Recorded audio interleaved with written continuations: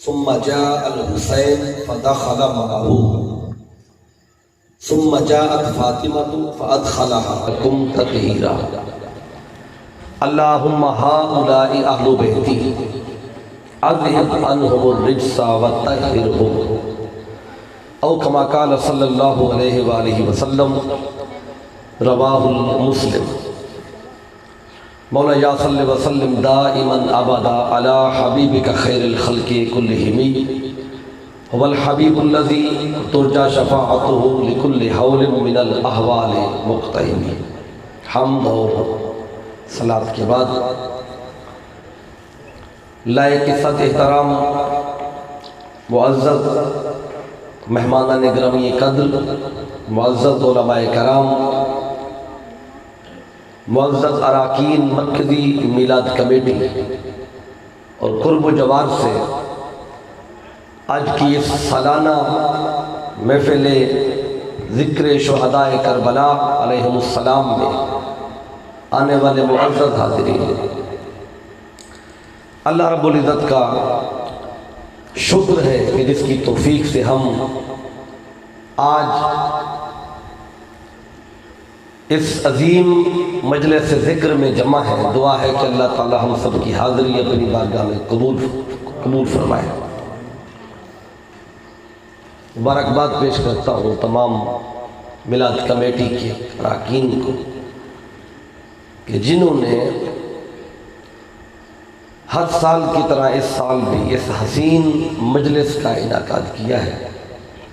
اللہ آپ کی محبتوں میں اور برکتیں عطا فرمائے، اللہ آپ کے جذبوں کو اور ولولے عطا فرمائے۔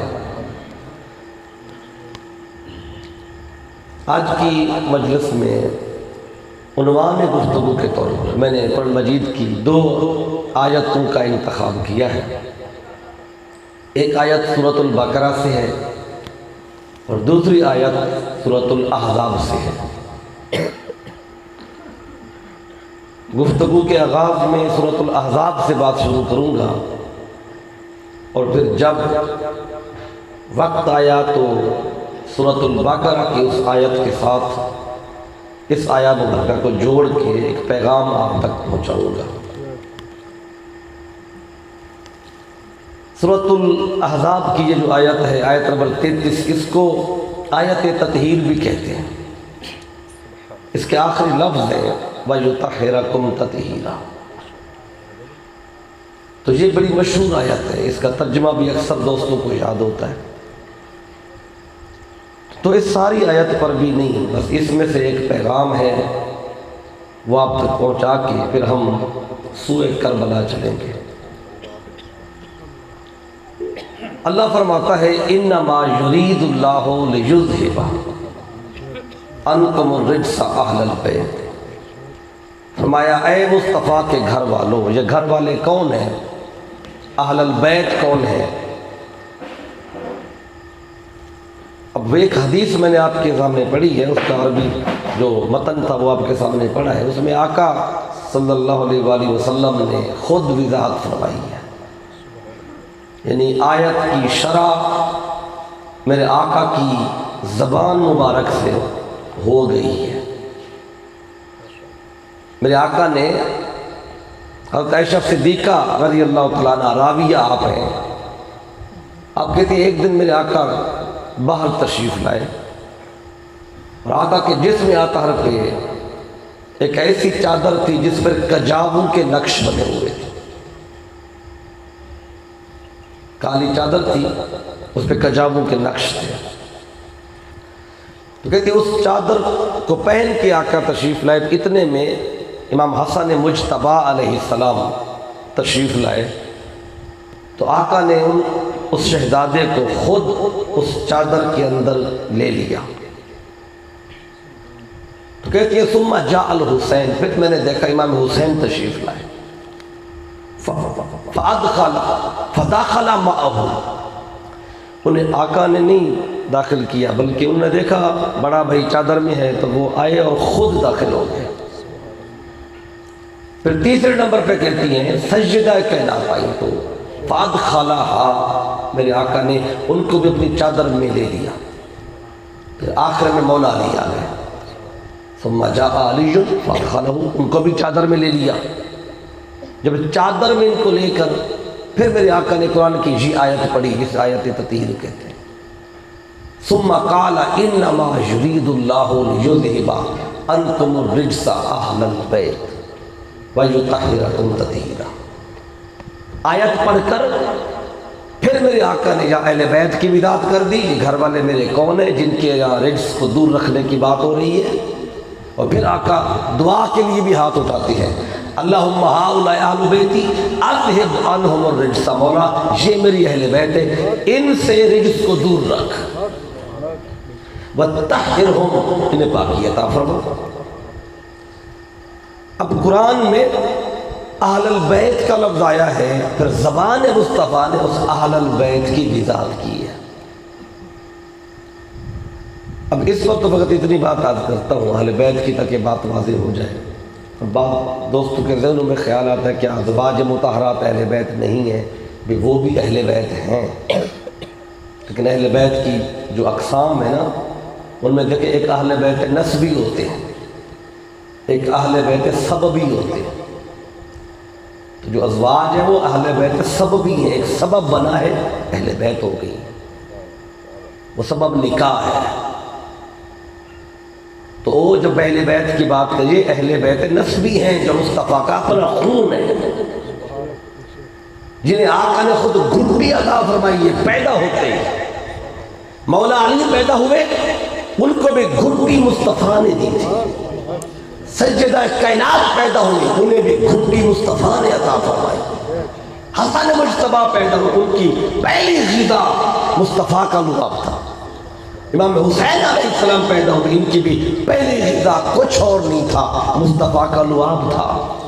یہ وہ اہل بیت ہیں جن کو پھر آقا چادر میں لے کر اللہ کی بارگاہ میں کہتے مولا ان سے رجس کو دور رکھ۔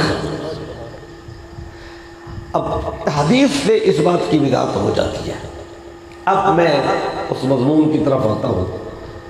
وہ جو اللہ فرما رہا ہے کہ اے اہل بیت، اللہ نے یہ فیصلہ کیا ہے کہ اللہ ہر طرح کے رجس کو تم سے دور رکھے گا۔ انما یرید اللہ لیذھب عنکم الرجس اہل البیت، اے مصطفیٰ کے گھر والوں، اے علی اور فاطمہ، اے حسن و حسین، اللہ نے یہ فیصلہ کیا ہے کہ اللہ تم سے ہر طرح کے رجس کو دور رکھے گا۔ یہ رجس کیا ہے جسے اللہ نے ان سے دور رکھا ہے؟ وہ رجس کیا شے ہے؟ چونکہ یہ عربی زبان کا لفظ ہے تو اس کا معنی بھی عربی زبان کی کتابوں میں ملتا ہے۔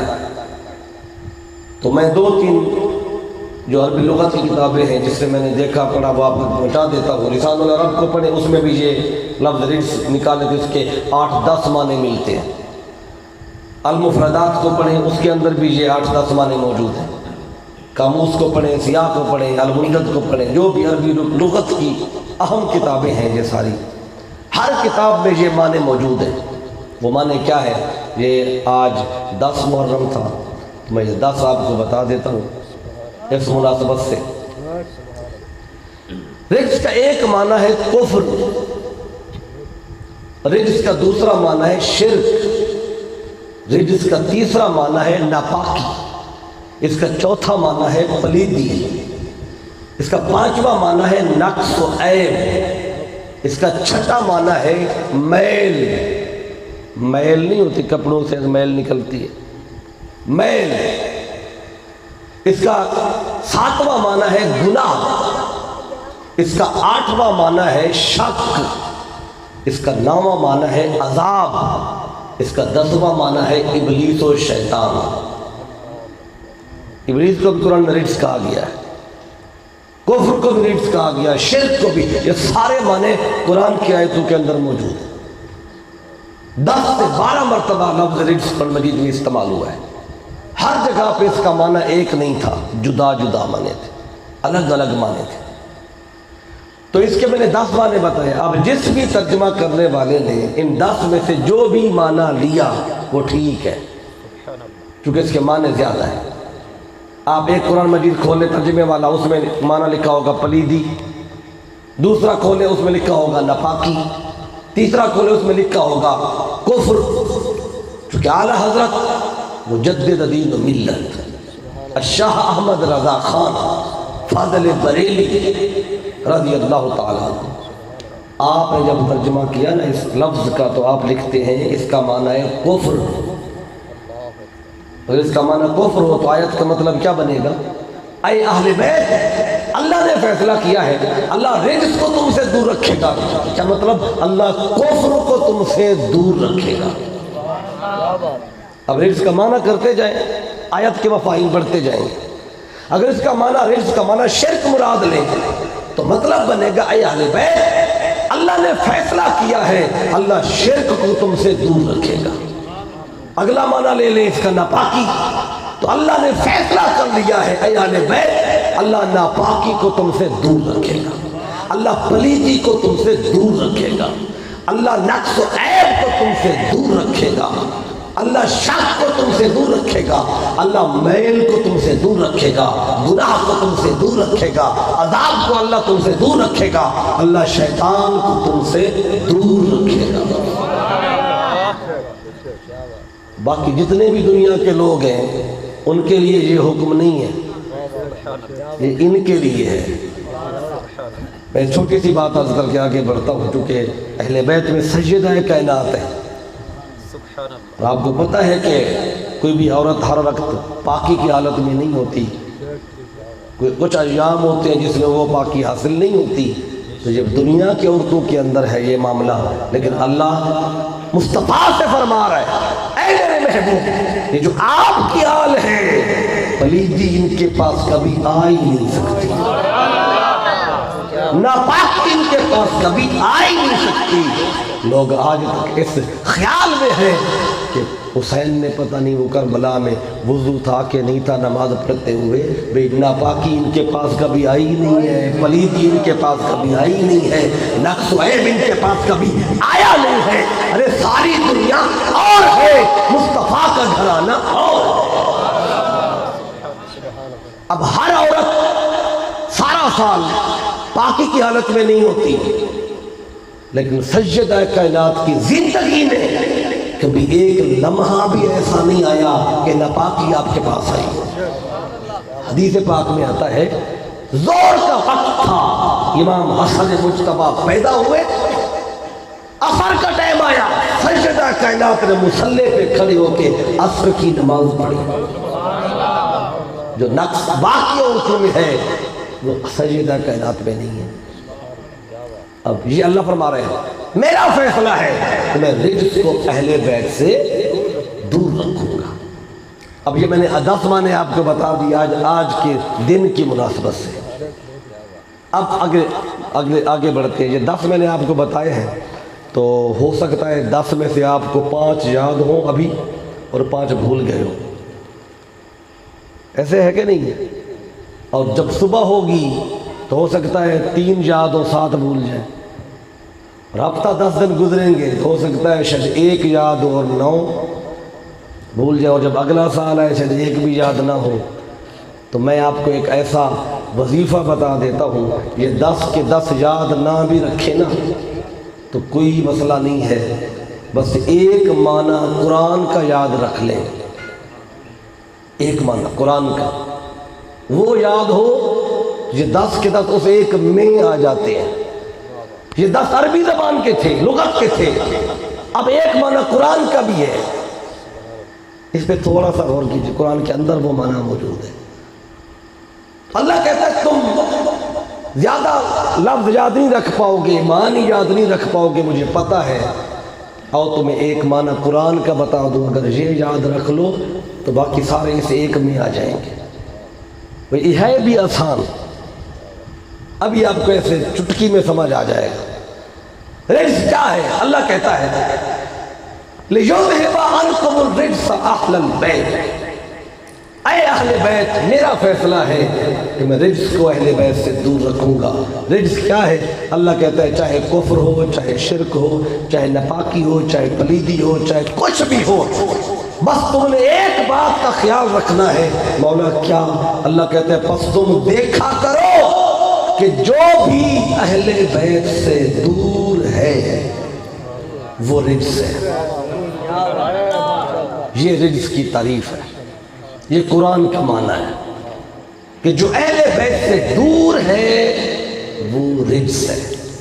آپ سے اگر کوئی بندہ کل گاؤں میں پوچھ لے رجس کس کو کہتے ہیں، تو آپ یہ نہ کہنا کہ عربی لغت میں یہ معنی ہیں، اتنے اتنے فلاں فلاں کتاب میں، بس ایک بات اس کو بتا دینا۔ کوئی پوچھے رجس کیا ہے، آپ کہنا جو اہل بیت سے دور ہے۔ اگر کوئی پوچھے آپ نے کہاں لکھا ہے، آپ نے بتانا ہے یہ قرآن میں لکھا ہے، قرآن مجید کے اندر لکھا ہے۔ اب جو اہل بیت سے دور ہو، اللہ کا فیصلہ ہے، وہ کیا ہے؟ رجس ہے۔ اب رجس کا جو معاملہ ہے یہ ظاہری وضاحت کے ساتھ نہیں ہے کہ ظاہری وضاحت اچھی ہو تو شاید رجس نہ ہو، اگر وضاحت اچھی نہیں تو شاید رجس ہو، ایسی بات نہیں ہے۔ تو میں داڑھی کے سائز کے ساتھ رجس کا تعلق نہیں ہے، پگڑی کے رنگ کے ساتھ رجس کا تعلق نہیں ہے۔ قرآن پڑھ رہا ہو کوئی بندہ تو ضروری نہیں کہ قرآن پڑھ رہا ہے تب رجس نہ ہو۔ کوئی حج کر رہا ہو، کوئی کہ جی تو حاجی ہے، یہ کیسے رجس ہو سکتا ہے؟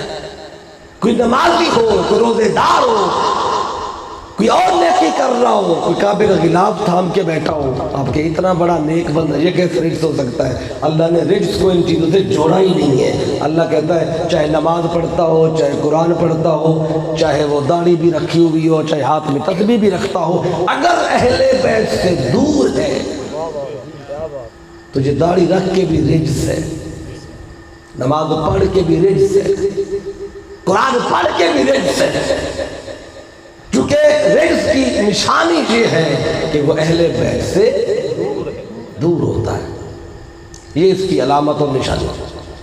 اب جب یہ پہلی بات ہم سمجھ گئے کہ رجس کبھی اہل بیت کے قریب نہیں آ سکتا۔ آپ آج دیکھتے ہیں معاشرے کے اندر لوگ ہیں، وضاحت بہت اچھی ہے ان کی، لیکن اپنی مجلسوں میں یزید کی تعریفیں کر رہے ہوتے ہیں اور یزید کو بچانے کے لیے اپنے حربے استعمال کر رہے ہوتے ہیں۔ تو اب سوچتے تو ہوں گے کہ اتنی حدیث کی کتابیں سامنے رکھی ہیں، قرآن سامنے رکھا ہے، اس میں شان اہل بیت بھی ہے، مقام اہل بیت بھی ہے، حدیثیں بری پڑی ہیں، تو ان کو کیوں نہیں سمجھ آتی مقام اہل بیت کی؟ یہ پھر بھی طرفداری یزید کی کرتے ہیں۔ تو اب سوچتے ہوں گے کہ پھر ایسا کیوں ہے؟ بھی فیصلہ اللہ نے کیا ہے کہ جو رجس ہو اللہ تعالیٰ اسے اہل بیت کے پاس لگنے ہی نہیں دیتا،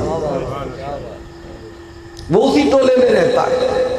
اور یہی معاملہ کربلا کے میدان میں تھا، امام المقام اپنے خیموں میں، ادھر یزیدی فوج اپنے خیمے کے اندر، اور قرآن وہ بھی پڑھتے تھے، قرآن ادھر بھی پڑھا جاتا تھا، لیکن قرآن پڑھ کے بھی یزیدی رجس تھے، کیونکہ حسین سے دور تھے، حسین کی طرف نہیں تھے۔ وہ تسبیح پڑھتے تھے، ٹھیک ہے پڑھتے رہے، لیکن تھے تو رجس، کیونکہ اہل بیت سے دور تھے۔ تو اللہ نے پھر اس کا جو رجس کا معاملہ یہ وضاحت سے اس سے نہیں رکھا۔ اللہ فرماتے ہیں بس یہ دیکھا کرو اہل بیت سے دور ہے کہ قریب ہے، قریب ہے تو محب اہل بیت ہے، دور ہے تو پکا رجس ہے۔ اب آگے بڑھنا چاہتا ہوں، دیکھیں جس معاشرے میں ہم رہتے ہیں یہاں اللہ تعالیٰ نے جتنی بھی چیزیں بنائی ہیں، ہر شے کا اللہ نے ایک ظاہر بنایا ہے، ایک اس شے کا اللہ نے باطن بنایا ہے۔ کوئی بھی شے لے، مثال کے طور پر یہ دیکھیں، یہ میرے سامنے مائک لگا ہوا ہے، اس سے کیا ہوتا ہے کہ آواز کو یہ زیادہ کر کے آگے دیتا ہے، یا آواز ادھر سے جا کے سیدھی دور تک جا رہی ہے، تو اس کا بھی ایک ظاہر ہے، اس کا ایک بات ظاہر میں تو یہ آپ کو اس کا خول نظر آ رہا ہے، دھات، لیکن اصل شے اس کے اندر ہوتی ہے جس سے آواز آگے جاتی ہے، اس خول سے نہیں جاتی۔ اور جب آپ خریدنے جاتے ہیں تو جو پیسے آپ دیتے ہیں وہ اس خول کے نہیں ہوتے، اس باڈی کے نہیں ہوتے، وہ اندر جو میگنیٹ ہوتا ہے اس کے اندر کرنٹ کتنا ہو، اس کی فریکوینسی کتنی ہو، تو اس کی قیمت آپ پے کرتے ہیں، جس کی قیمت دیتے ہیں وہ نظر بھی نہیں آ رہی، تو قیمت ہوتی ہے باطن کی، ظاہر کی نہیں ہوتی۔ اسی طرح آپ کے گھر میں پنکھا لگا ہوتا ہے، یا یہ پنکھا چل رہا ہے یا چھت والا پنکھا، تو پنکھے کے پر ایسے ہلتے ہیں تو ہوا دیتا ہے، تو یہ پر جو ہیں یہ خود بخود نہیں ہلتے، ان کے پیچھے ایک مشین ہوتی ہے جو اس کو حرکت دیتی ہے۔ تو جو قیمت ہوتی ہے وہ اس مشین کی ہوتی ہے، پر اتنے مہنگے نہیں ہوتے، یہ تو 200-400 روپے میں مل جاتے۔ اور جب پنکھے کے اندر کی مشین جل جائے تو آپ کہیں جی یہ پنکھا میں نے 10,000 کا لیا تھا، چلیں اب یہ 10 کا نہیں چلو 8 کا واپس کر دوں، تو وہ کہتا ہے جی اب یہ میں 8 کا کیا لوں، اب تو میں یہ کلو کے حساب سے لوں گا، تو ٹوٹل 200-400 روپیہ آپ کو دے گا، کلو کے حساب سے لے گا۔ کیوں؟ آپ کہیں گے اگلے دن لے گیا، اتنی مہنگا، اتنا مہنگا دیا، آج اتنا سستا۔ وہ کہتا ہے قیمت تھی اندر جو اس کے مشین لگی ہے وہی خراب ہو گئی ہے، تب یہ کسی کام کا نہیں ہے۔ تو قیمت باطن کی ہوتی ہے، ظاہر کی نہیں ہوتی۔ 2 مثالیں ہوگی، اگر تیسری چھوٹے بچوں کے لیے مثال دے دیتا ہوں۔ یہ چھوٹے بچے بیٹھے ہیں، یہ فروٹ وغیرہ کھاتے ہیں، کیلا بھی کھاتے ہوں گے، مالٹا بھی کھاتے ہوں گے۔ جب آپ مالٹے خرید کے لاتے ہیں کلو کے حساب سے، ہمارے ہاں کلو کے حساب سے ملتے ہیں، لاہور ادھر چلے جائیں تو یہاں درجن کے حساب سے ملتے ہیں۔ تو جب ہم کلو کے حساب سے خریدتے ہیں، گھر لے آتے ہیں، تو ہم کیا کرتے ہیں، چھلکا اس کا سارا اتار دیتے ہیں اور اندر والا پھل کھاتے ہیں۔ تو خریدتے ہوئے تو چھلکے کی بھی وزن لگا تھا، اس کی بھی قیمت دی تھی، لیکن کھایا کوئی نہیں۔ اگر وہ چھلکا جا کے واپس سے دکاندار کو بھی اپنے پاس رکھا، ہمارے کس کام کا ہے، ہمیں پیسے واپس کر اتنے جتنا اس کا وزن ہے، وہ کہے گا بھائی یہ اس کے ساتھ ہے، قیمت اس کی دی ہے جو اندر پھل ہے، لیکن چھلکا ساتھ ہو۔ اب اصل میں قیمت جو ہوتی ہے وہ ظاہر کی نہیں ہوتی، باطن کی ہوتی ہے۔ اب چوتھی مثال اپنے وجود کی لے لیں۔ یہ جو ہمارا وجود ہے یہ بھی 2 چیزوں کا مرکب ہے، ایک ہمارا جسم ہے اور ایک ہمارے اندر روح ہے۔ جسم ظاہر ہے، روح باطن ہے، چھپی ہوئی ہے۔ یہ ہماری زبان جو حرکت کر رہی ہے، آنکھیں دیکھ رہی ہیں، ہاتھ اٹھ رہے ہیں، کانوں میں آواز آ رہی ہے۔ جب روح نکل جاتی ہے، یہ کان کوئی اتار کے نہیں لے جاتا، لیکن پھر بھی سن نہیں سکتے، آنکھیں کوئی نکال کے نہیں لے جاتا، پھر بھی دیکھتی نہیں ہے، زبان پہ کاٹ کے نہیں لے جاتا، پھر بھی زبان بولتی نہیں ہے۔ کیوں؟ اصل شے روح تھی، وہی نکل گئی ہے۔ آپ اس جسم کو اٹھا کر قبر میں رکھ کے آ جاتے، کیوں کہ اب اس کا فائدہ کوئی نہیں ہے، جو کہ اصل شے اس کی چلی گئی ہے۔ تو جسم بیکار ہو جاتا ہے اگر اندر اس کا باطن نکل جائے۔ اب یہ 4 مثالیں میں نے اس لیے دی تاکہ اگلی بات کی سمجھ آئے۔ اب جب یہ 4 باتیں ہم سمجھ گئے، اسی طرح اللہ نے دین کا بھی ایک ظاہر بنایا ہے اور دین کا ایک اللہ نے باطن بنایا ہے۔ دین کا ظاہر کیا ہے؟ دین کے ظاہر کا نام ہے اسلام، اور دین کے باطن کا نام ہے ایمان۔ آپ اسلام اور ایمان سنتے ہیں نا؟ تو اسلام دین کا ظاہر ہے، ایمان دین کا باطن ہے۔ جب یہ دونوں ملتے ہیں تو بندہ دیندار بنتا ہے، اسے کہیں گے دیندار۔ ظاہر کا نام ہے اسلام۔ اسلام کیا ہے؟ ظاہری عمل، کوئی بھی ظاہری عمل ہو، جب تک کہ کلمہ پڑھیں یہ بھی ظاہری عمل ہے، یہ بھی اسلام ہے۔ نماز پڑھنا یہ اسلام ہے، زکوٰۃ دینا یہ اسلام ہے، حج پہ جانا یہ اسلام ہے، روزہ رکھنا یہ اسلام کی علامت ہے۔ یہ 5 چیزیں میں نے بتائی نا، اب یہ حدیث پاک سے سن لیں۔ آقا فرماتے ہیں بنی الاسلام علی 5، اسلام کی بنیاد 5 چیزوں پر، ایمان کی نہیں، اسلام کی بنیاد ہے۔ 5 چیزیں کیا ہیں؟ پہلی تو شہادت دو اللہ کے ایک ہونے کی، مصطفیٰ صلی اللہ علیہ وسلم اللہ کے سچے نبی ہونے کی۔ پھر کیا؟ اقام الصلاۃ و ایتاء الزکاۃ و تصوم رمضان و تحج البیت، نماز قائم کرنا، زکوٰۃ ادا کرنا، رمضان کے روزے رکھنا، بیت اللہ کا حج کرنا۔ آقا فرماتے ہیں یہ اسلام کی بنیاد ہے۔ تو یہ جو ظاہری عمل کوئی بھی ہوگا اس کا تعلق اسلام کے ساتھ ہے۔ اب پھر ایمان کیا ہے؟ ایمان باطن میں ہوتا ہے۔ اب یہ قرآن سے میں آپ کو عرض کر دیتا ہوں، سورۃ الحجرات ہے، اس کی آیت نمبر 14۔ کچھ عرابی آئے میرے آقا کی خدمت میں آ کے کلمہ پڑھا، دائرہ اسلام میں داخل ہو گئے، لیکن جب اپنے اپنے علاقے میں گئے تو وہاں جا کے کہنے لگے کہ ہم مومن ہو کے آ گئے۔ پڑھا کلمہ تھا، ابھی دائرہ اسلام میں آئے تھے، ابھی اسلامی تعلیمات شروع ہی کی تھی، گھر والوں سے جا کے، علاقے والوں سے جا کے کہا، کہنے لگے ہم مومن ہو گئے۔ اب اللہ ان کا ذکر کرتا ہے، کس طرح کرتا ہے سنیں۔ اللہ فرماتا ہے قالت الاعراب آمنا، عرابی کہنے لگے ہم مومن ہو گئے۔ اللہ نے جبریل بھیجا، فرمایا قل، اے حبیب انہیں ذرا ان کو بتائیں، لم تؤمنوا، ابھی تو مومن نہیں ہوئے۔ بندے کہتے تھے مومن ہو گئے، اللہ کہتا ہے تم مومن نہیں ہوئے ہو، پھر کیا ہوئے ہیں مولا؟ اللہ کہتا ہے وَلَكِنْ قُولُوا أَسْلَمْنَا، اللہ کہتا ہے ابھی آمنا مت کہو، ابھی اسلمنا کہو، ابھی تم مومن نہیں، ابھی تم مسلم ہوئے ہو، ابھی ایمان نہیں، ابھی تمہارے اندر اسلام آیا ہے۔ اور ایمان کیا ہے؟ اللہ فرماتا ہے وَلَمَّا يَدْخُلِ الْإِيمَانُ فِي قُلُوبِكُمْ، ابھی ایمان تمہارے دلوں میں داخل ہی نہیں ہوا۔ اب قرآن نے کیا بتایا؟ اسلام جسم پہ آتا ہے، ایمان دل میں آتا ہے۔ اب یہ فرق اللہ نے کیا ہے تاکہ لوگ سمجھیں اسلام اور ایمان کو۔ ایمان دل میں آتا ہے، تو دل جو ہے، دل یہ ہے محل محبت، دل محبت کی جگہ ہے۔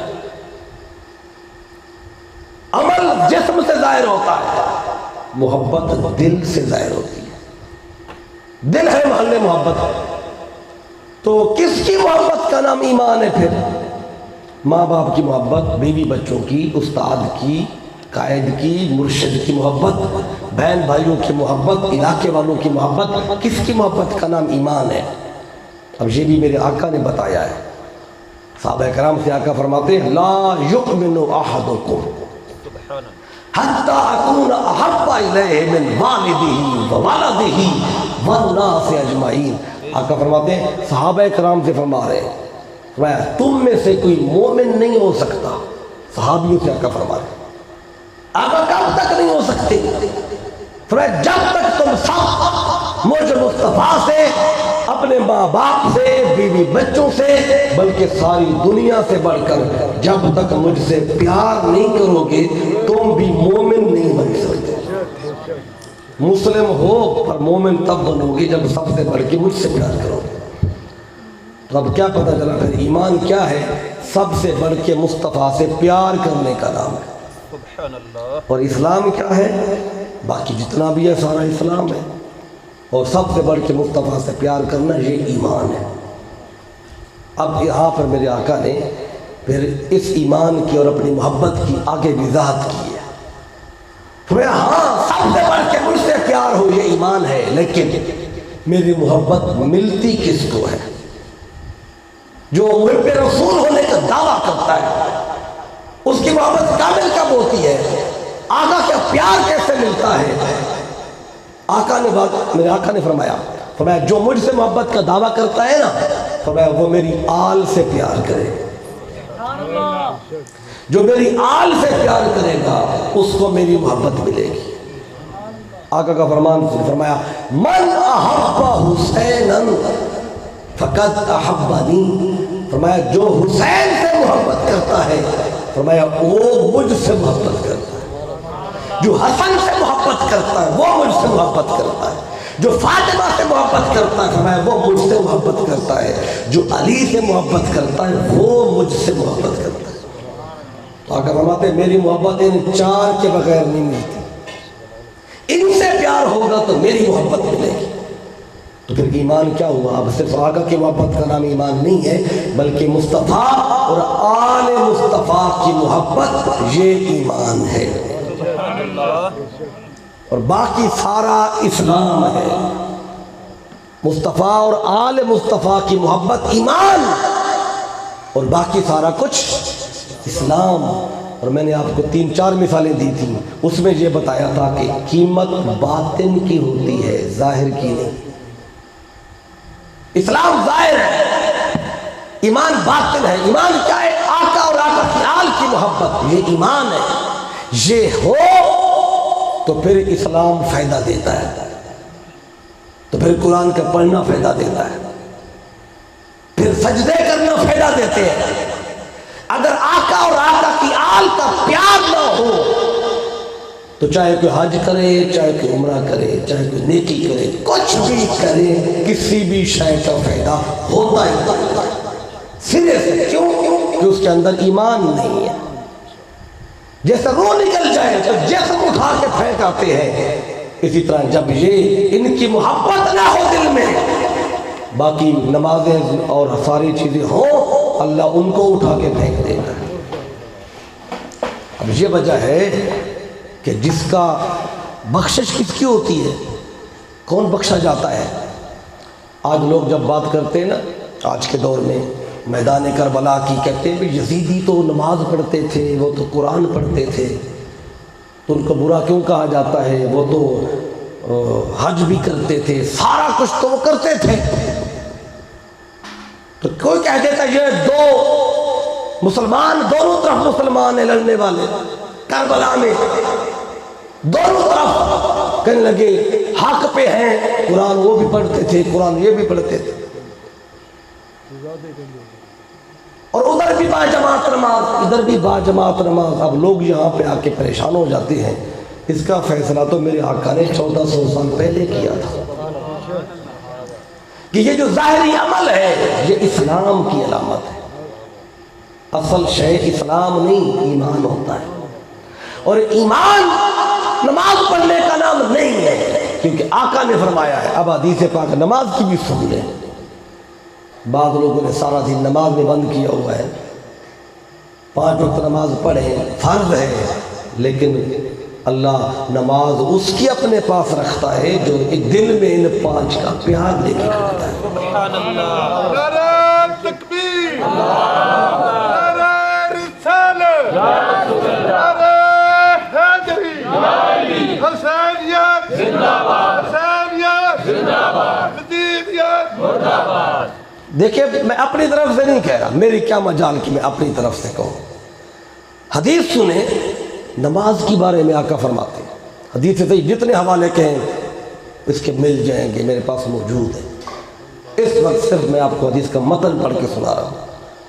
میرے آقا نے فرمایا یاتی علی الناس زمان، پر میری امت پر ایک زمانہ آئے گا، یجتمعون ویصلون فی المساجد، وہ جمع ہوں گے، نماز پڑھیں گے مسجد کے اندر، اور نماز بھی با جماعت پڑھیں گے، اجتماع بھی بڑا ہوگا، لیکن آقا فرماتے ہیں وَلَيْسَ فِيهِمْ مُؤْمِنٌ، اس پوری مسجد میں مومن ایک بھی نہیں ہوگا۔ پڑھ نماز رہے ہیں پر ایمان کوئی نہیں ہے اندر، تو نماز ایمان کی علامت نہیں ہے، اسلام کی علامت ہے۔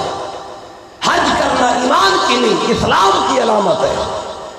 کوئی حج کر لے، کوئی الحاج بن جائے، جو کچھ بھی ہو جائے، اگر دل میں آل مصطفیٰ کا پیار نہیں ہے تو اس کے پلے کچھ بھی نہیں ہے،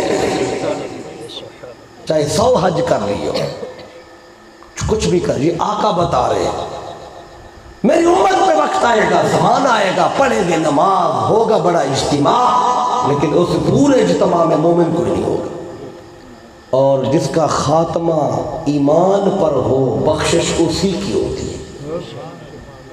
اسلام والے کی ہو جائے، ہو سکتا ہے نا، اللہ کی مرضی ہے، لیکن جو ایمان پہ مرتا ہے نا، خاتمہ جس کا ایمان پہ ہوتا ہے، اس کی آقا نے گارنٹی دی ہے بخشش کی۔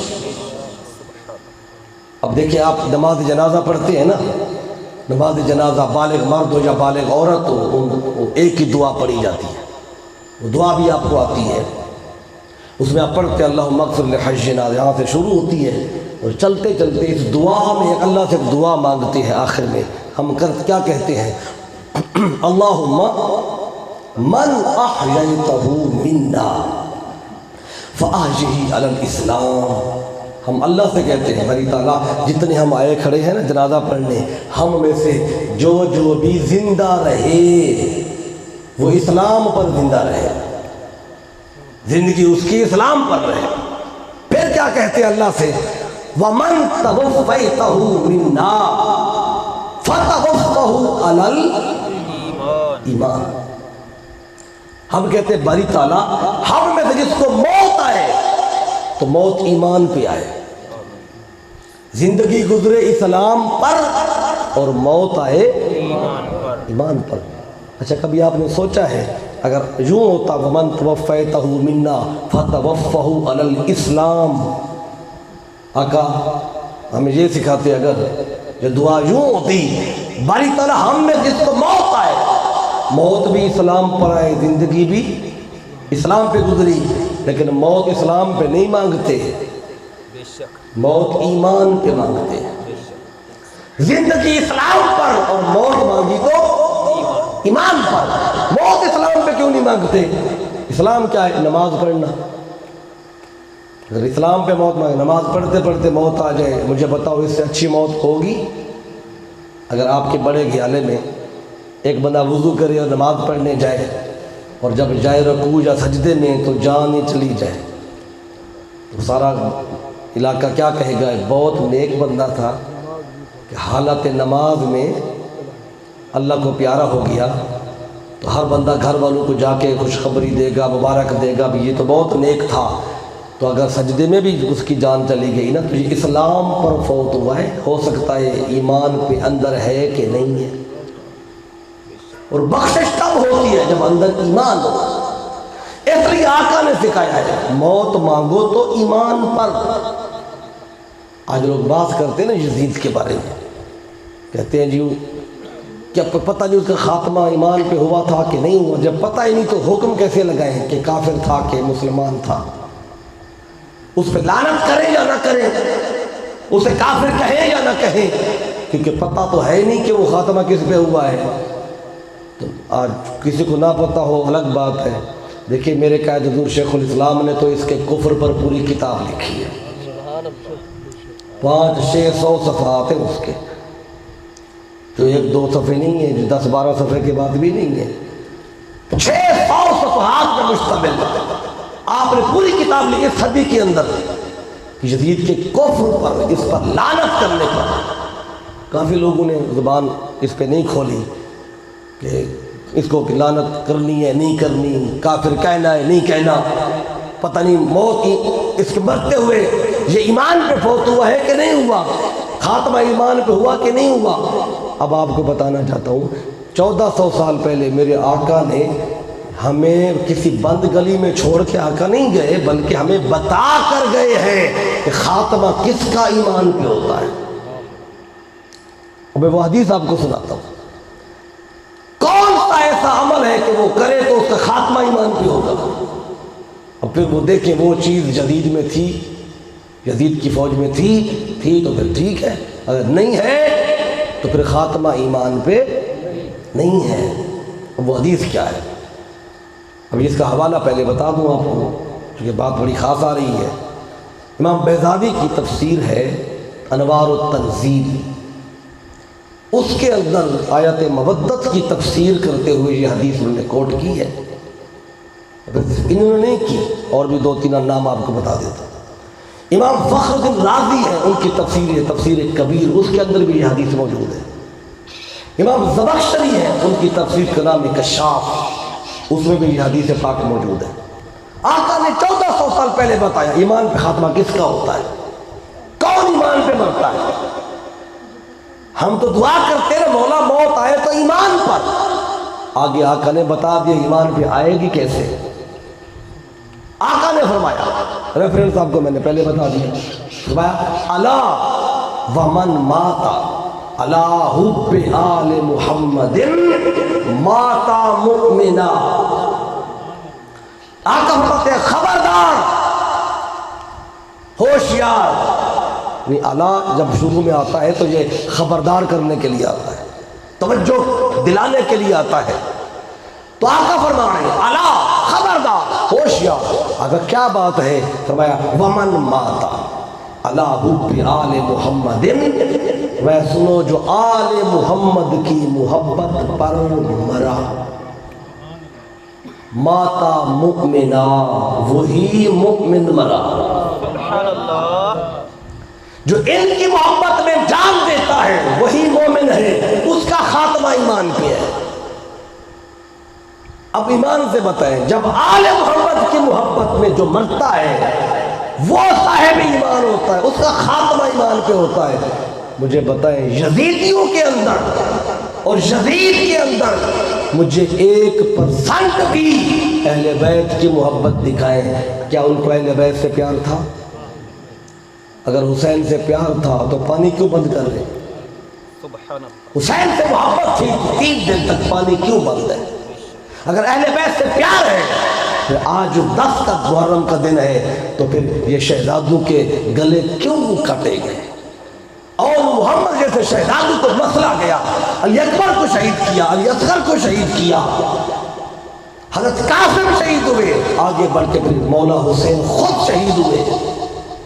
اگر پیار تھا ان کو اہل بیت سے تو پھر قتل کیوں کر رہے؟ تو جو ان کا پیار ہے اس کو کہتے ہیں ایمان۔ تو اس سے کیا پتہ چلا؟ یزیدیوں کے اندر اور یزید کے اندر اسلام تو ہو سکتا ہے پر ایمان ہو ہی نہیں سکتا۔ جب ایمان سرے سے نہیں ہے تو پھر اسلام فائدہ نہیں دیتا۔ اسلام تب فائدہ دیتے جب ایمان ہو، چاہے تھوڑا ہی کیوں نہ ہو، اسلام فائدہ تب دے گا۔ اب یزیدیت میں، یزید میں، اچھا کوئی یہ کہے بھی یزید نے تو فوج نہیں بھیجی تھی کربلا، یہ تو ابن زیاد لے گیا تھا اور یزید کی خواہش نہیں تھی۔ آج یہ راستہ بھی لوگ نکالتے ہیں، کہتے ہیں جی وہ تو دمشق میں بیٹھا تھا، ٹیلی فون تھے کوئی نہیں کہ فون کرتا کہ آگے نہ جاؤ، قتل نہ کرو، بس ڈرانا تھا، وہ یہ کیا، وہ ایسا تو معاملہ نہیں تھا۔ کہ وہ ادھر بیٹھا ہوا ہے اور ادھر ابن زیاد اپنا کام کر رہا ہے، اور جب قتل کر بیٹھا یزید کو پھر پتہ چلا، چلے یہ بات بھی اگر مان لیں تو جب پتہ چلا تھا یزید کو تب واویلا کر لیتا کہ غلطی ہو گئی، سبحان اللہ، پریشان ہو جاتا، سر پکڑ کے بیٹھ جاتا۔ لیکن اس نے کیا کیا تھا؟ جب ابن زیاد تشت میں تھال میں سر حسین رکھ کر اس کے ادھر آیا دربار میں، تو اس نے کیا کیا؟ اب صحیح بخاری میں حدیث ہے، جامع ترمذی میں، اس کے ہاتھ میں چھڑی تھی اور یہ سر حسین کو دیکھ کر خوشی سے پھولا نہیں سماتا تھا اور حسین کے لبوں پہ چھڑی مارنے لگا۔ تو صحابی بیٹھے تھے، انس بن مالک، ایک حدیث زید بن ارقم بیٹھے تھے، وہ کھڑے ہوئے، انہوں نے کہا بدبخت چھڑی ہٹا، کیونکہ ہم نے اپنی آنکھوں سے دیکھا ہے ان لبوں پر مصطفیٰ اپنے لب رکھا کرتے تھے۔ تو مجھے پتا اگر یزید کے دل میں اہل بیت کا پیار تھا، تھوڑا سا بھی تھا، تو پھر وہ یہ حرکت کرتا۔ تو اب میں آپ یہ بات اس لیے بتا رہا ہوں کہ یزیدیت میں، یزیدیوں میں کہیں کہیں آپ کو اسلام تو ملے گا پر ایمان کی رتی بھی ان میں آپ کو نہیں ملے گی، اور جب ایمان نہیں ہے تو پھر اسلام فائدہ دیتا ہی نہیں۔ اس پر میرے آقا نے فرمایا تھا، فرمایا حضرت جابر بن عبداللہ روایت کرتے ہیں، آقا فرماتے ہیں من ابغضنا اہل البیت، تو جس نے ہم اہل بیت سے بغض رکھا، نفرت کی، دشمنی رکھی، کینہ رکھا ہم سے، تو کیا ہوگا؟ آقا فرماتے ہیں حشرہ اللہ یوم القیامت یہودیہ، قیامت کے دن وہ یہودی بن کے اٹھے گا، مسلمان بن کے بھی نہیں، جہاں تو مسلمان بنتا تھا نا، تو اللہ یہ بھی مسلمانی بھی اتار دے گا اس کی، کیونکہ ایمان ہی نہیں تھا اندر، تو اسلام کیا رہتا ہے؟ یہودی بن کے اٹھے گا، حشر یہودیوں کے ساتھ ہوگا جس نے اہل بیت سے بغض رکھا۔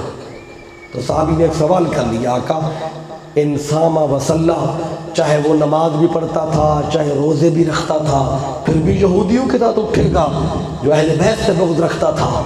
تو آقا نے 3 دفعہ فرمایا ہے، نام من صام و صلی، نام من صام و صلی، نام من صام و صلی۔ تو میں ہاں، چاہے روزہ رکھے چاہے نماز پڑھے، چاہے روزے رکھے چاہے نماز پڑھے، کیونکہ روزہ، نماز، نیکی فائدہ تب دیتی ہے جب پہلے اہل بیت کے در کے منگتے بندے بنتے ہیں۔ جو ان سے بغض رکھے اس کی کہاں کی نماز ہے؟ جو ان سے دشمنی کرے اس کا کہاں سے روزہ ہے؟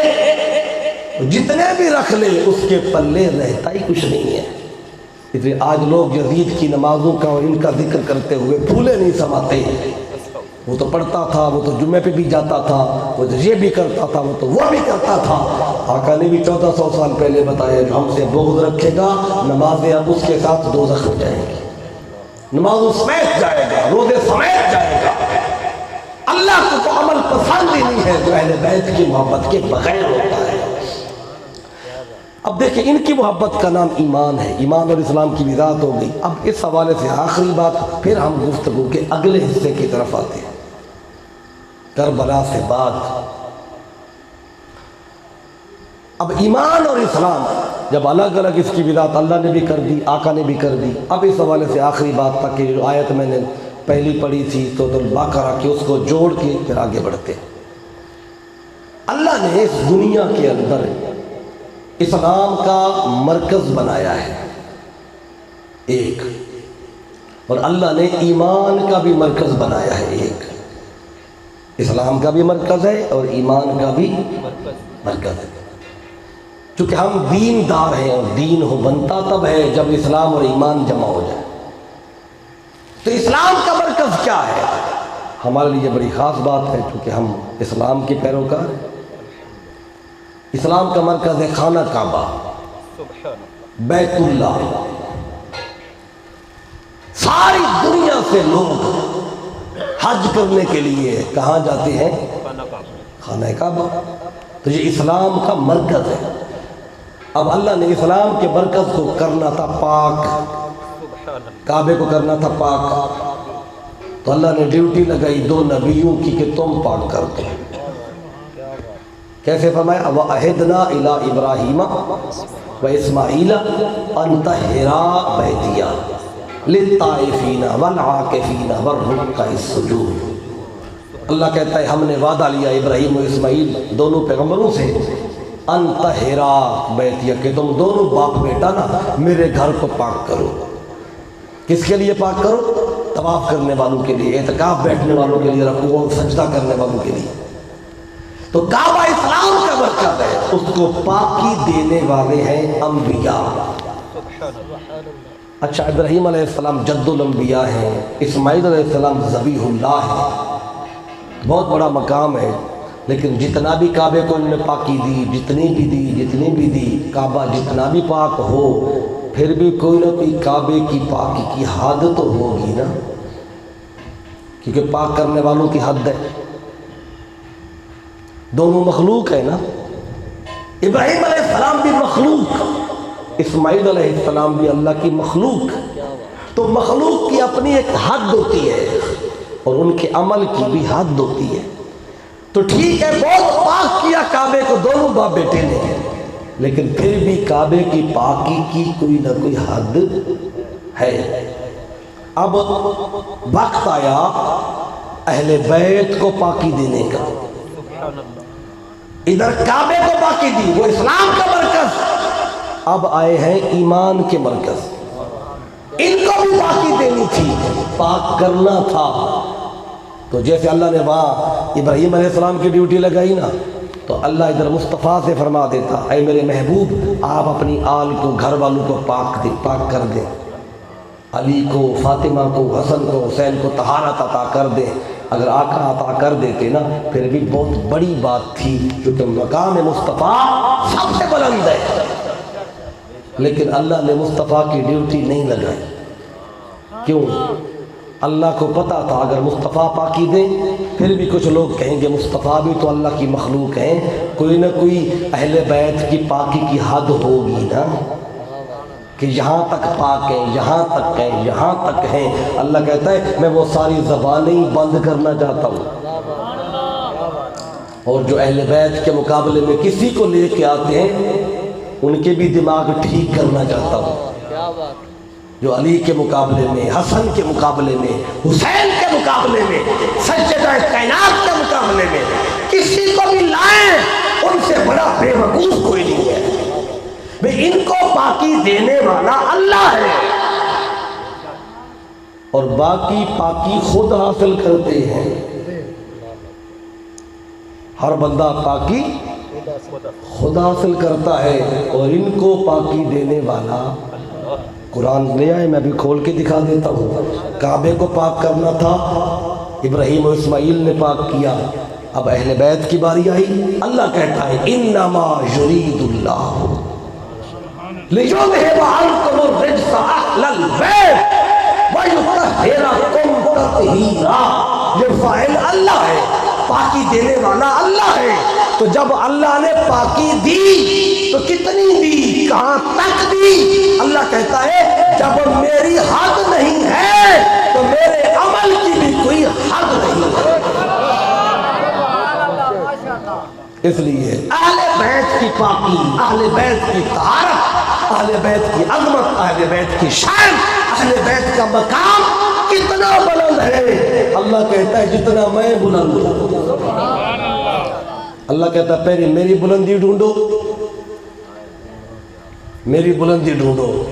اگر ہمت ہے تو پھر اہل بیت کی بلندی تمہیں ملے گی. جب میں بے حد ہوں تو پھر میرا عمل بھی بے حد ہے. اب اللہ نے تو قرآن میں سمجھایا ہے کہ ان کے مقابلے میں مت آؤ، ان سے مقابلہ بازی مت کرو. لیکن پاگل ہیں، آج بھی لگے ہوئے ہیں، آج بھی برابری اور پیمانے لے کے پھرتے ہیں. کبھی کوئی دو شہزادوں کو آپ جنگ کہہ کے سامنے، امام علی مقام کے سامنے یزید کو لے آتے ہیں، کبھی مولا علی کے سامنے اس کے والد کو لے آتے ہیں. تو یہ کبھی بھی موازنہ ہوتا ہی نہیں، نہ ہو سکتا ہے. کیوں کہ ان کو عظمتیں دینے والا خود اللہ ہے. تو ان کے مقابلے میں لانا مطلب اللہ کے مقابلے میں لانے کے لیے کوشش کر رہے ہیں. یہ مغالطہ اس طرح کی جو سوچ اور فکر رکھتے ہیں. اب آئیے، اب ایمان کا مرکز، اب اس سے ایک بات ہے اور بتا کے پھر وہ آخری جو آج بتانا ہے آج کے دن اور اس 10 محرم کے بعد کے حوالے سے. اب دیکھیں ایمان کے مرکز اہل بیت. بس ایک بات اور سن لیں اس حوالے سے، کیونکہ یہ فتنوں کا دور ہے اور فتنوں کے دور میں اپنے ایک عقیدہ اور ایمان کی حفاظت کرنی ہے. اب ایمان کا مرکز اہل بیت، اور اہل بیت میں ذکر کیا 5 کا. میرے آقا ہے، مولا علی ہے، سیدہ کائنات ہے، حسن اور حسین ہے، جن کی پاکی اور طہارت کی بات ہو رہی ہے. کبھی بھی پلیتی ان کے پاس نہیں آ سکتی. جس کے پاس پلیتی آ جائے وہ یہ والے اہل بیت میں نہیں ہے. جن کے اندر کبھی نقص آ جائے، عیب آ جائے، وہ اہل بیت میں ہوگا، پر یہ والے جو اہل بیت ہے یہ ان میں نہیں ہوگا. اب ہم نے کب کہا کہ ازواج مطہرات اہل بیت نہیں ہیں؟ حضرت عائشہ صدیقہ ہوں، حفصہ ہوں، ام حبیبہ ہوں، ام سلمہ ہوں، ساری مومنین کی مائیں ہیں، اہل بیت ہیں. لیکن جن سے اللہ نے رجس کو دور رکھا ہے وہ یہ ہے. اب یہ تو اللہ نے فرق کیا ہے نا، میں جو ذرا بتا رہا ہوں. اب آگے بڑھیں ذرا. ایمان کا مرکز ہے اہل بیت، اور اللہ نے اہل بیت کا بھی ایک مرکز بنایا ہے. ایک مرکز اہل بیت کا بھی بنایا اللہ. وہ کون ہے؟ وہ مولا علی شیر خدا ہے. یہ اہل بیت کا مرکز ہے، آقا نے ان کو بنایا ہے. ایک دن میرے آقا تشریف فرما تھے، صحابہ کرام سے آقا نے فرمایا، حدیث پاک جو امام طبرانی کے معجم کے اندر موجود ہے، حضرت ابو ہریرہ رضی اللہ عنہ روایت کرتے ہیں، آقا نے فرمایا لا ينعقد قدم عبد حتى يسأل عن 4 عن جسده فيما أبلاه وعن عمره فيما أفناه وعن ماله من أين اكتسبه وفيما أنفقه. یہ 3 سوال پہلے بتا دوں پھر چوتھے کی بات کرتا. آقا فرماتے ہیں انسان کے قدم قیامت کے دن ہلیں گے ہی نہیں جب تک اللہ ان سے 4 باتوں کا پوچھے گا نہیں. مجھ سے، آپ سے، ہر بندے سے اللہ قیامت کے دن 4 سوال کرے گا. ان کے جواب دینے ہیں، نہیں دیں گے، صحیح جواب نہیں دیں گے، قدم نہیں ہلیں گے، وہیں کھڑے رہیں گے قیامت والے دن. پہلا سوال اللہ پوچھے گا، بتا تجھے جسم دیا تھا، اسے بوسیدہ جو کر آیا ہے یہ کیسے ہوا ہے؟ دوسرا سوال اللہ پوچھے گا تجھے عمر دی تھی کس مقصد میں فنا کی ہے؟ تیسرا سوال اللہ پوچھے گا تجھے مال دیا تھا کمایا کیسے تھا، خرچ کہاں کیا تھا؟ یہ 3 سوال کر کے نا اللہ چوتھا سوال پوچھے گا وَعَنْ حُبِّ أَهْلِ الْبَيْتِ۔ اس دن اللہ پوچھے، قیامت کے دن پوچھے گا بتا اہل بیت سے بھی پیار تھا کہ نہیں تجھے؟ جب یہ آقا نے فرمایا نا اہل بیت سے پیار کا پوچھا جائے گا، ایک صحابی کھڑے ہوئے فقیل یا رسول اللہ صلی اللہ علیہ وسلم آقا فما علامت حبکم، آقا آپ کے اہل بیت کی محبت کی کوئی نشانی ہے کہ اس سے پیار کریں تو اہل بیت کی محبت کہلائے؟ تو آقا فرماتے ہیں ہے۔ عرض کیا آقا وہ کیا ہے؟ ساتھ مولا علی بیٹھے تھے، میرے آقا نے مولا علی کندھے پہ ہاتھ رکھا فضرب بیدہ علی منکب علی، مولا علی کے کندھے پہ ہاتھ رکھ کے آقا فرماتے ہیں سنو یہ جو علی ہے یہ ہماری اہل بیت کے محبت کی علامت ہے۔ جو علی سے پیار کرتا ہے وہی مصطفیٰ سے کرتا ہے، وہی شیر خدا سے کرتا ہے، سجدہ کائنات سے کرتا ہے۔ جو علی کے قریب آ گیا وہ اہل بیت کے قریب آ گیا، جو علی سے دور ہو گیا وہ اہل بیت سے دور ہو گیا۔ ان کو علامت بنایا۔ اب دیکھیں کیا میرے آقا نے 1400 سال پہلے بتا دیا کہ ایمان کا مرکز اہل بیت کے مرکز مولا علی۔ پھر حق کی بات کی نا، حق کی، تو میرے آقا نے حق کی پہچان بھی علی کو بنایا، ایمان کی پہچان بھی علی کو بنایا۔ اپنی ذات کا ذکر نہیں کیا، کیوں؟ آقا کو پتہ تھا میری محبت کے نعرے سارے لگا لیں گے، لیکن جب بات آئے گی میری آل کی پتہ وہاں چلے گا، اور آل میں اہل بیت میں پھر مولا علی علیہ السلام یہ مرکز ہے۔ یہ وجہ ہے کہ ہر ایک کو اگر پرکھنا ہو حق پہ ہے کہ نہیں ہے، مومن ہے کہ نہیں ہے، کوئی صحیح بندہ ہے کہ نہیں ہے، کچھ اور نہ کرو، صرف علی علی شروع کر دو،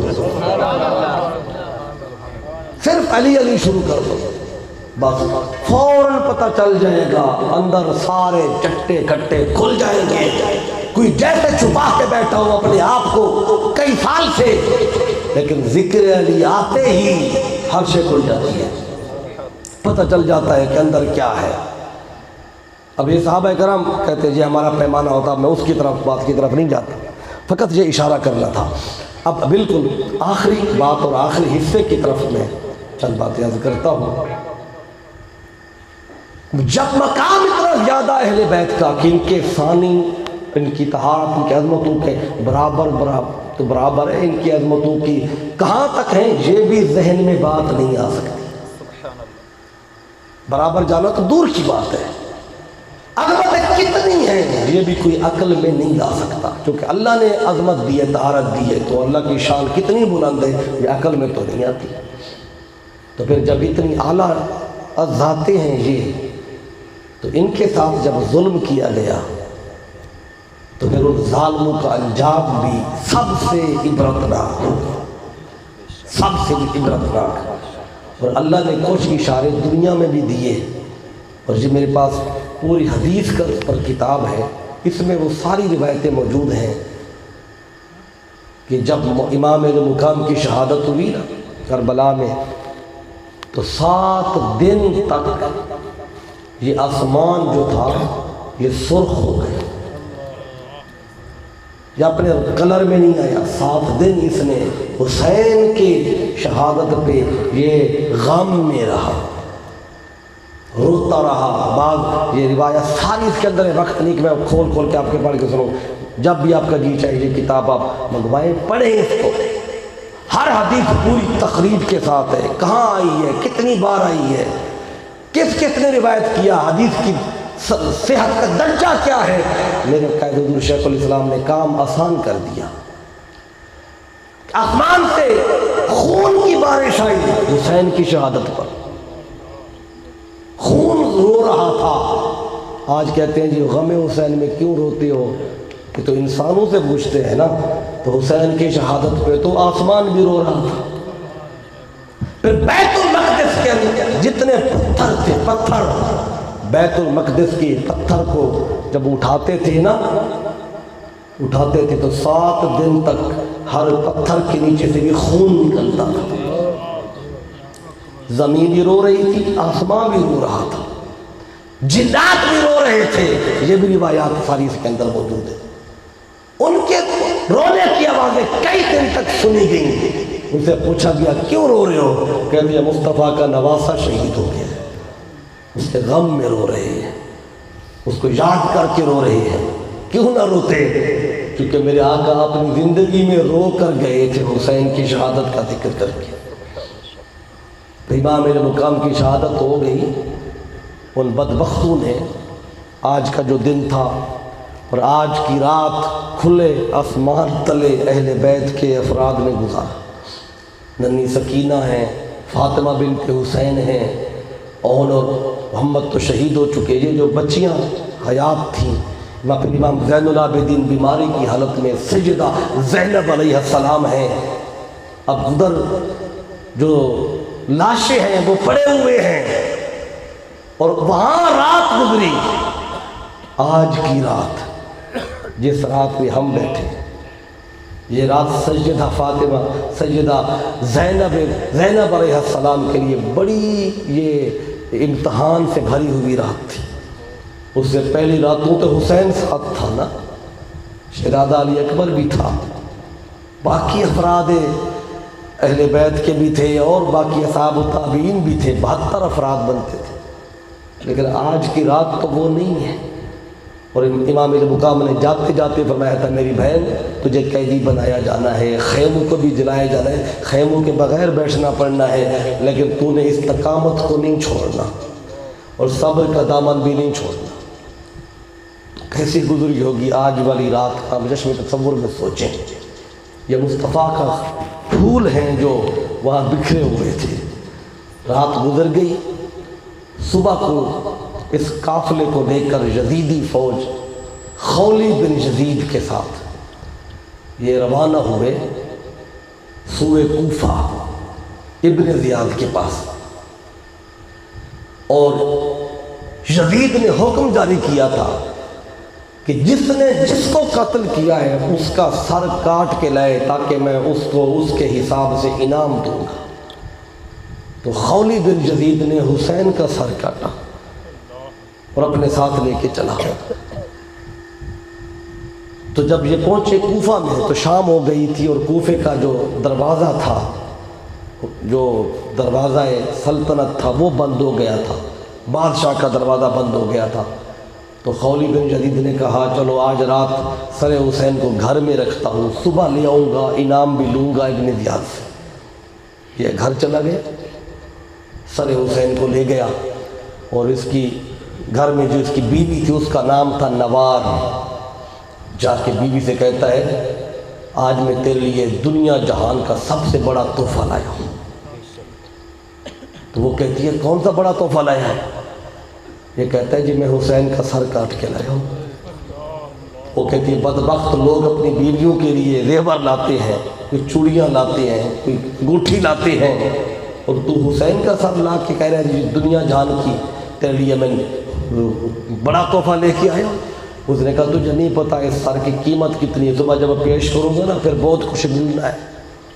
تو اس کی اس بات پر بیوی اس کی ناراض ہو گئی، اس نے کہا دفع ہو جا، میرا تجھ سے کوئی تعلق ہی نہیں ہے۔ اس کی بیوی دوسرے کمرے میں چلے گئی، جا کے سو گئی، اور اس نے کہا چلو رات گزاروں صبح جا کے انعام لوں گا۔ تو اس نے سر حسین کو ایک برتن میں رکھا اور جا کے کمرے میں سو گیا۔ کچھ دیر گزری تو نوار اٹھی، اسے تو نیند نہیں آ رہی تھی کہ آج حسین کا سر کاٹ کے یہ بدبخت آیا۔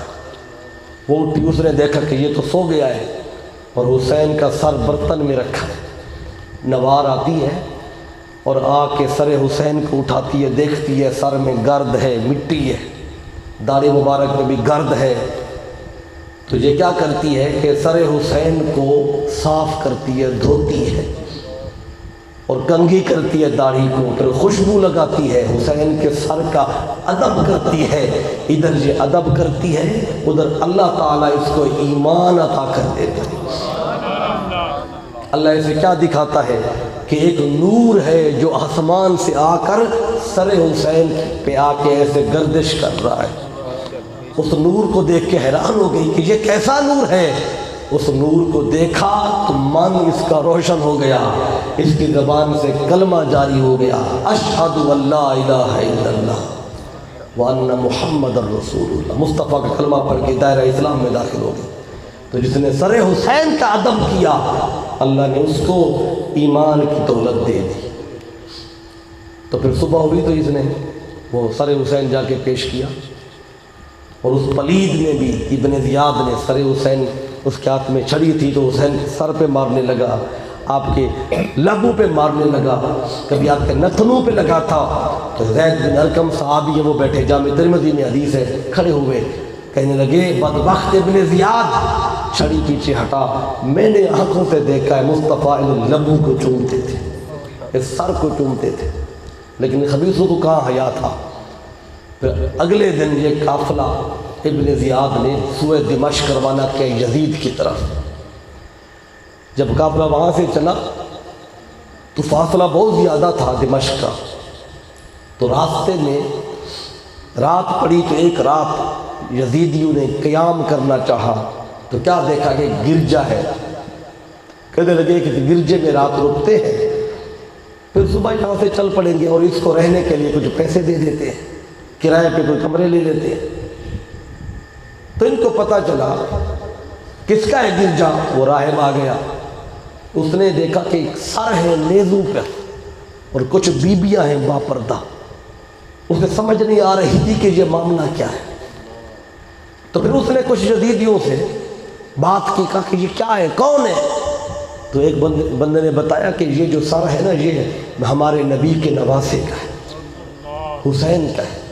یہ تھا تو راہب، لیکن دل میں اہل بیت کا پیار رکھتا تھا، اہل بیت کے مقام سے واقف تھا۔ اس نے کہا بدبختو، تم نے نبی کے نواسے کا سر کاٹا ہے۔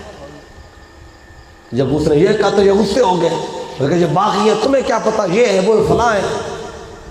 تو اس گرجے کے پادری نے کہا کہ تم نے رکنا ہے رات ادھر؟ انہوں نے کہا ہمیں رکنا ہے، تجھے اتنے پیسے دیں گے۔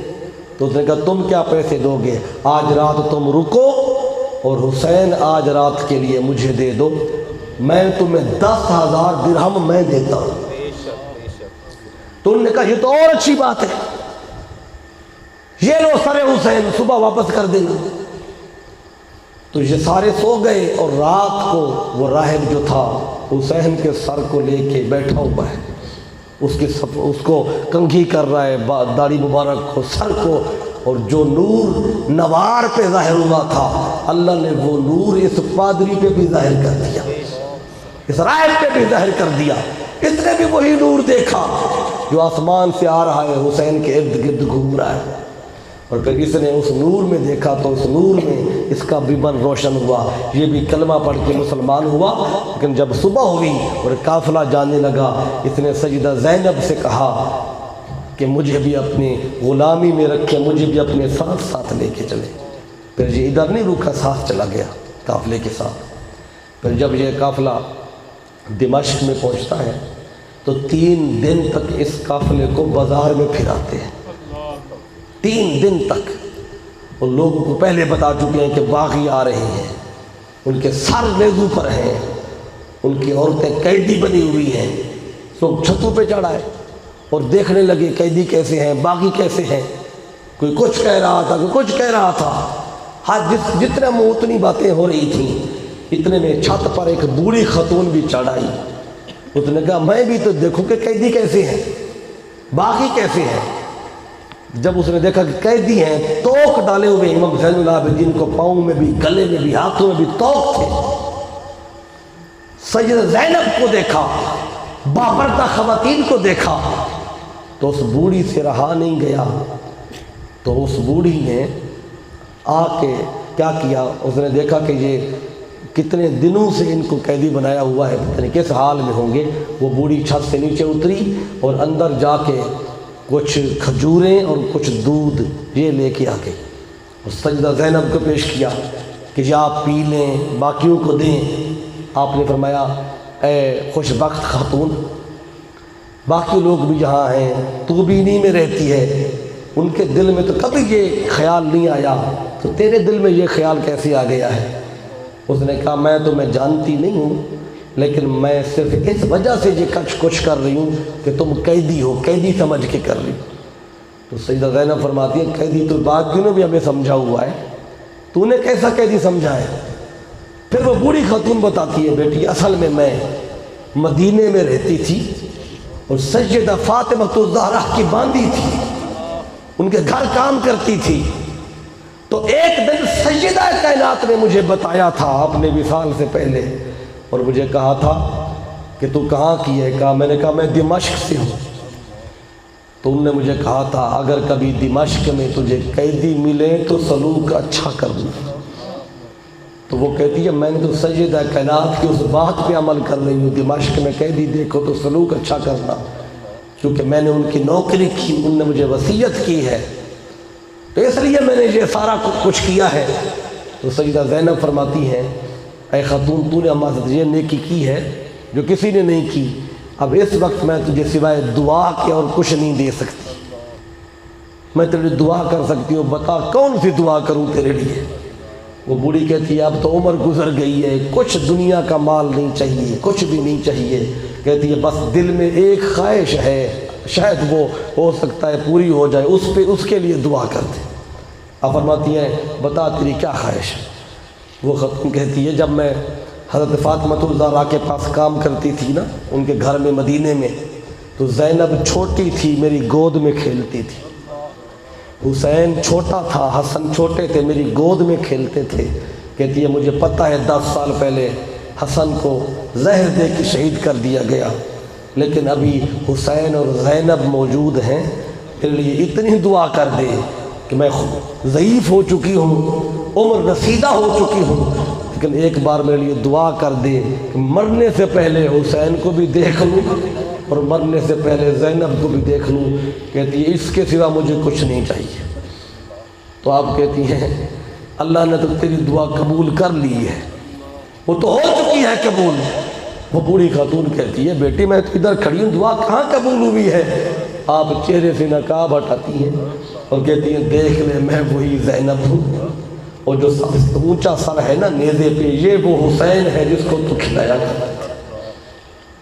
وہ اس خاتون بھی ہونے لگی کہ یہ کیا ہو گیا ہے، مصطفیٰ کے گھرانے کو کس طرح انہوں نے اذیت دی ہے۔ پھر 3 دن گھمانے کے بعد دمشق کے بازار میں دربار جدید میں پیش کیا گیا، اور دربار جدید میں جب پہنچے ہیں اب دیکھیں کربلا سے چلے کوفہ، کوفے سے دمشق، کتنا وقت بیتا، شہزادیوں کے کپڑوں پہ کتنی گرد ہوگی، کتنی مٹی ہوگی، کیا حال ہوگا۔ تو جب دربار یزید میں پہنچی تو یزید ایسے دیکھ کے کہتا سیدہ زینب ہے، فاطمہ بنت حسین ہیں، حضرت سکینہ ہیں، ان کو دیکھ کے کہتا ہے یہ باندیاں کس کی ہیں، یہ باندیاں کہاں سے آئی ہیں؟ تو حضرت فضہ کہتی ہیں اے پلید زبان بند کر، یہ باندیاں نہیں یہ مصطفیٰ کی شہزادیاں ہیں۔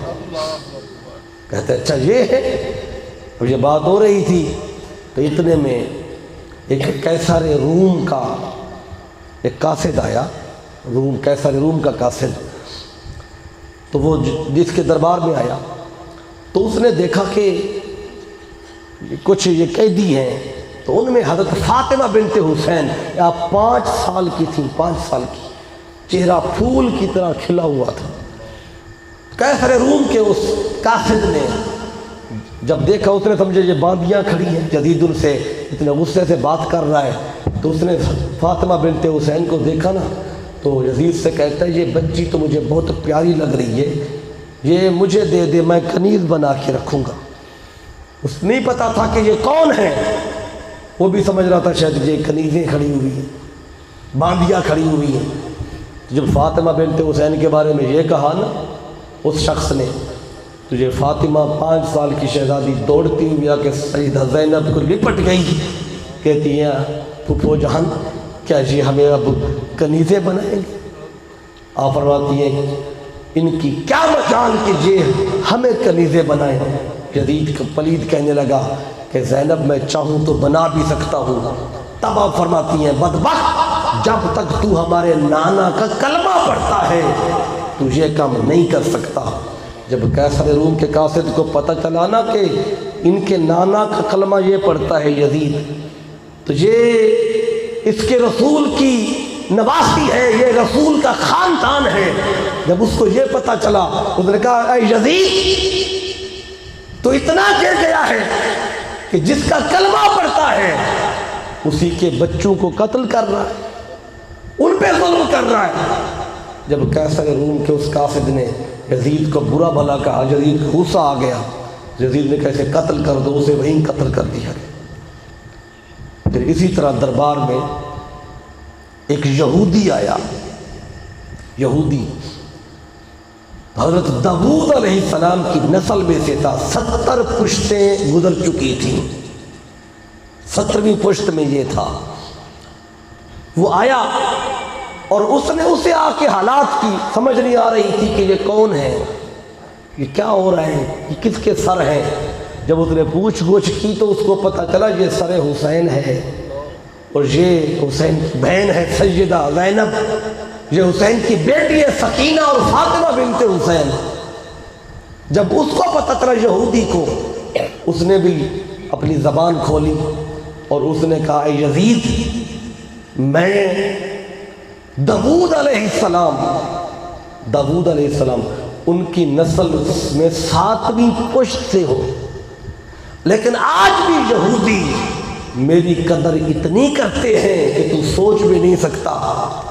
تو کہتا ہے ہمارے لوگ تو 70 پشتوں کے بعد میری قدر اتنی کرتے ہیں، اور تو اپنے نبی کے نواسے کو قتل کر چکا۔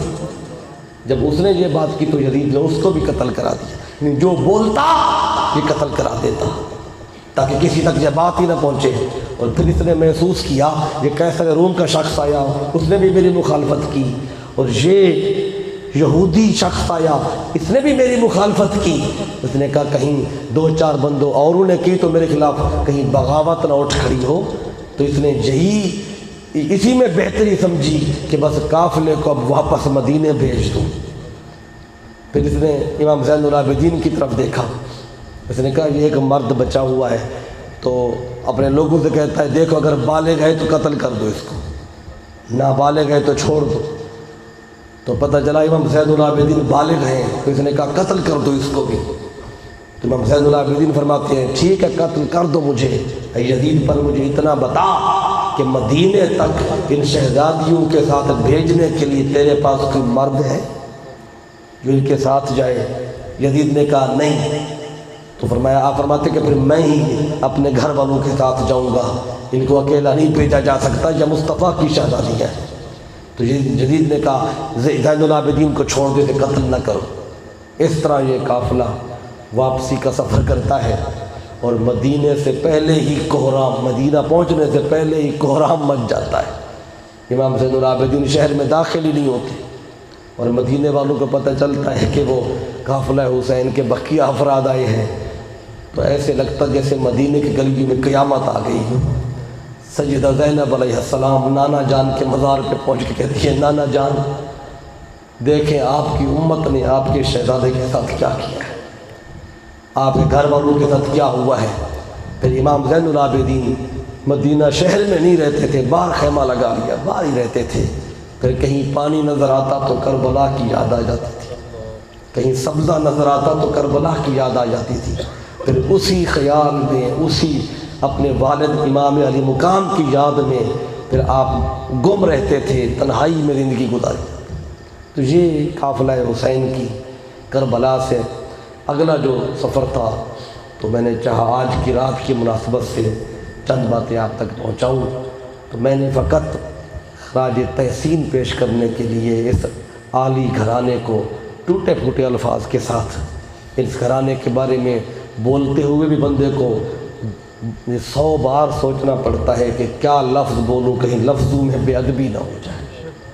تو اس لیے اس گھرانے سے جتنا پیار کریں، جتنا پیار کریں، ادب کا تعلق رکھیں، جتنا پیار ہوگا اتنا ایمان ہوگا، جتنا پیار ہوگا، جتنا ادب ہوگا ان کا، اور اتنا اللہ کی بارگاہ میں قربت حاصل ہوگی۔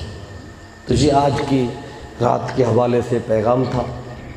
میں میلاد کمیٹی کے تمام اراکین کو ایک بار پھر مبارکباد دیتا ہوں۔ اور آپ سب دوستوں کو بھی کہ سارا دن بھی آپ کا مصروف گزرا ہوگا، 10 محرم الحرام ہو یا 12 ربیع الاول کا دن ہو، تو اہل ایمان کے لیے بڑا مصروف دن گزرتا ہے، محافل ہوتی ہیں، مجالس ہوتی ہیں، آنا جانا ہوتا ہے، معاملات ہوتے ہیں، لیکن اس سب کے باوجود آپ نے یہاں یہ 12 بج گئے ہیں، کم و بیش 1.5 گھنٹہ مجھے ہوا، جتنی توجہ سے آپ نے سنا ہے، میں آپ کا شکر گزار ہوں، اور میں آپ کی محبتوں کو سلام پیش کرتا ہوں۔ اللہ تعالیٰ آپ کے جذبوں کو سلامت رکھے، اللہ تعالیٰ آپ کی محبتوں کو سلامت رکھے۔ وما علیہ الا البلاغ۔